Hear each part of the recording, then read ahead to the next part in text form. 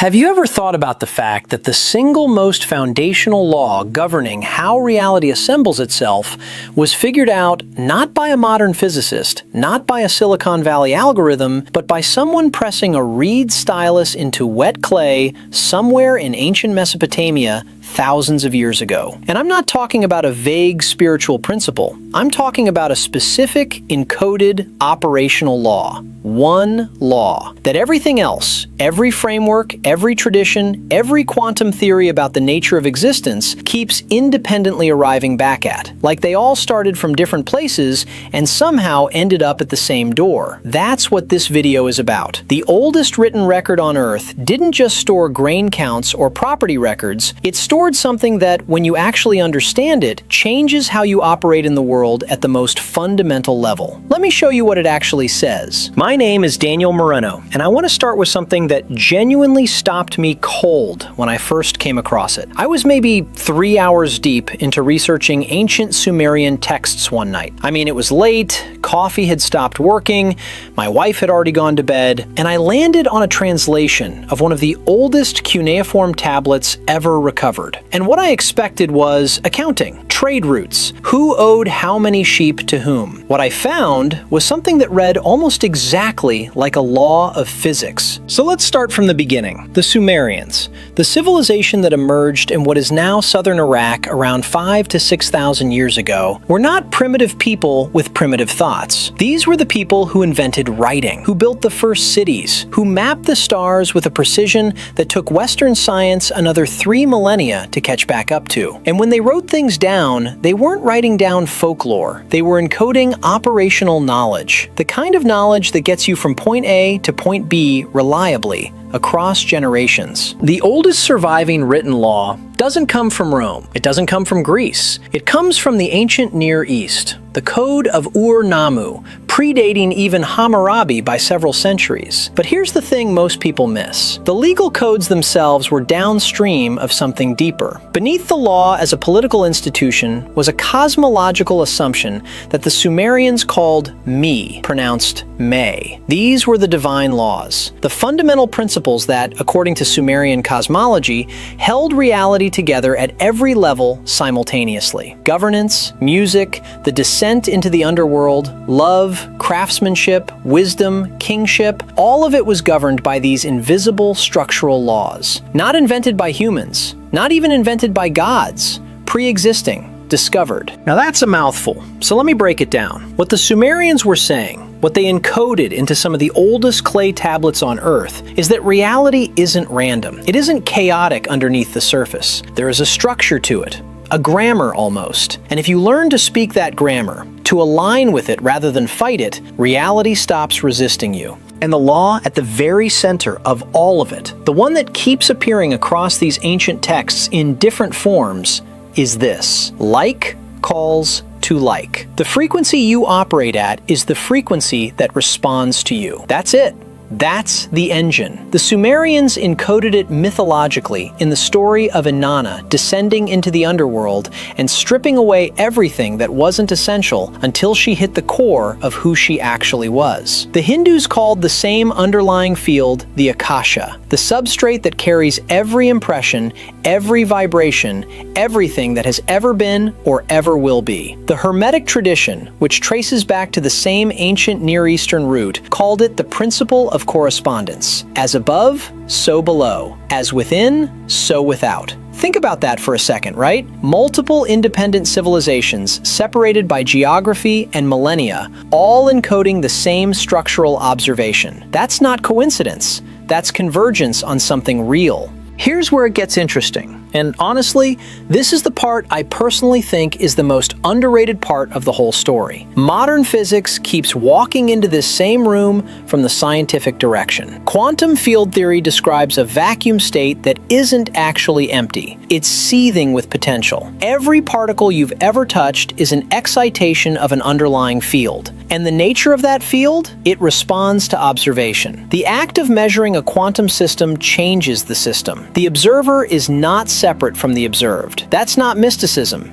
That's peer-reviewed physics. So what the ancient Sumerians encoded wasn't superstition. They were describing the same thing physicists are describing today, that the universe isn't a collection of objects. It's a collection of relationships, and the quality of those relationships is determined by what you're broadcasting. Now let's take this to the next level, because knowing that this law exists is almost useless unless you understand the mechanism. And this is where most people, and I was absolutely one of these people for years, get it completely backwards. Here's the backwards version. You want something, so you think about it constantly, you chase it, you effort your way toward it, and if you want it hard enough, for long enough, you'll eventually get it. That's the way most of us were trained to operate. And I'm not saying effort is worthless. I'm saying effort applied from the wrong internal state produces the wrong results. And the ancient law explains exactly why. Wanting is not the same as having.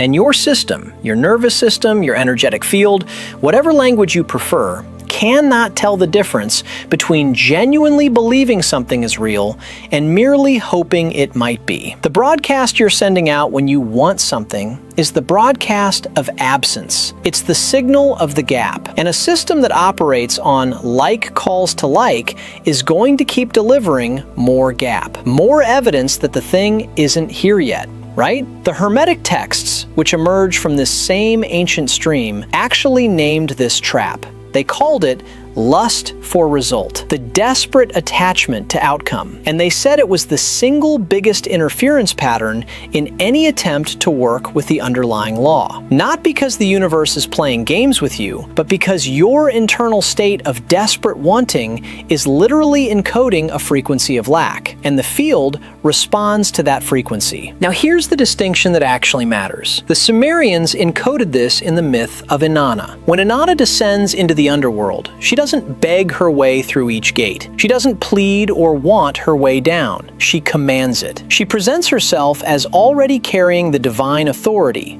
the me, and the gates open. That's not arrogance in the story. That's precision. She knows what she is, she aligns with the law that governs reality, and reality responds accordingly. So the mechanism is this. You don't attract what you want.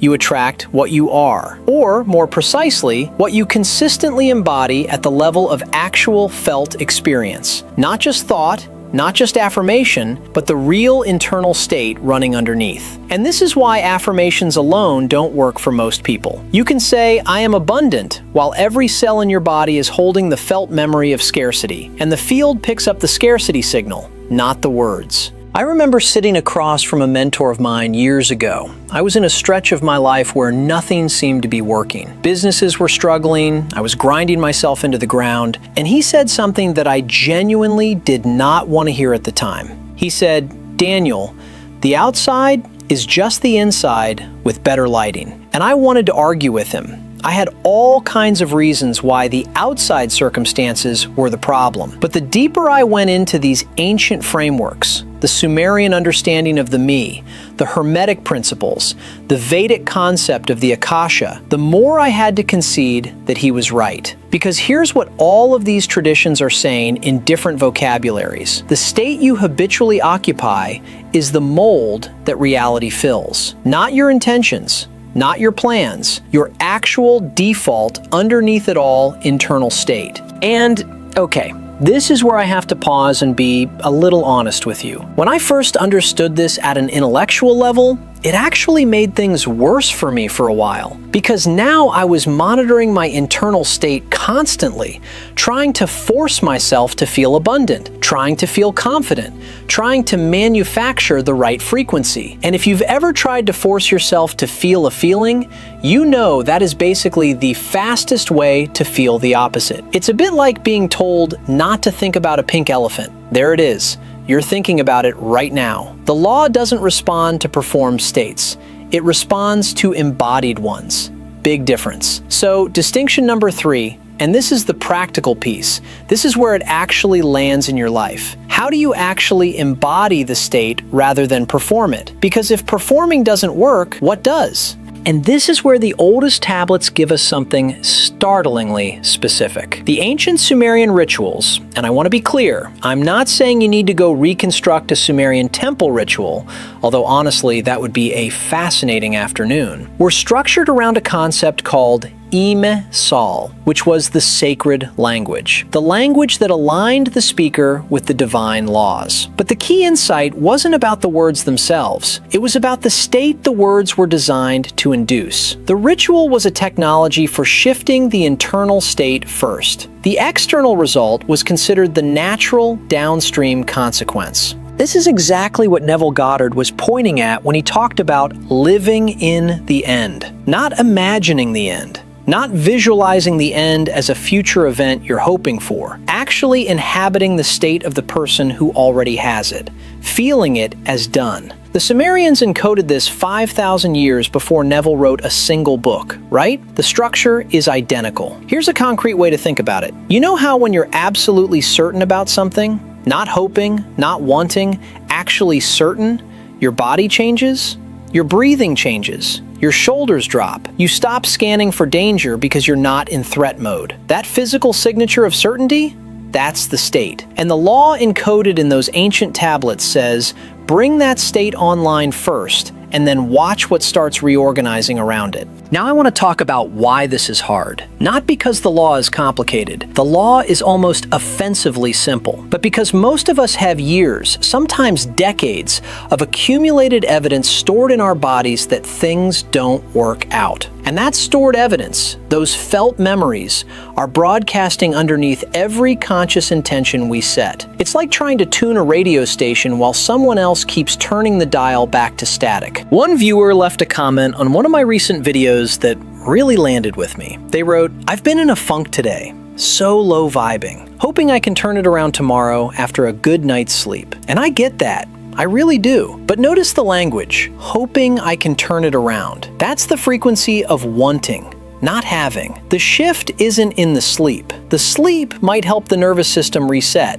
sure. But the shift comes when you stop hoping to feel different and you actually make the move, even a small one, toward the state itself. Even 30 seconds of genuine gratitude, even 2 minutes of deliberately breathing as if the thing were already done. That's not nothing. That's the actual mechanism. Because here's what the ancient law encodes and what every tradition downstream of it keeps saying. Readiness does not precede decision. Decision precedes readiness. You don't wait until you feel certain and then step into the new state. You step into the new state and certainty follows. The Sumerians called this aligning with the me, with the divine structural law. You're not forcing the universe, you're removing your interference with what the field is already trying to deliver. I spent a long time operating as if the external world had to prove itself to me before I'd change my internal state. The results showed up like you'd expect.